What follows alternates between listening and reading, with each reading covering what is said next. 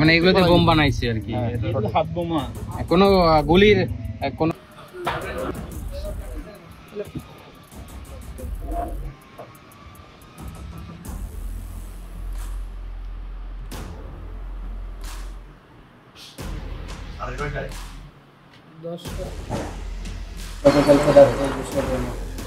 গতকাল খুলনা জেলা বিএনপির সদস্য সচিব শেখ আবু হোসেন বাবু রূপসা উপজেলার অন্তর্গত আইজগাতি ইউনিয়নে নিজস্ব বাসভবনে যখন অবস্থান করছে, হঠাৎ করে পৌনে 10টার সময় আকস্মিকভাবে সন্ত্রাসীরা তার বাড়িতে বোমা নিক্ষেপ করে, গুলিবর্ষণ করে।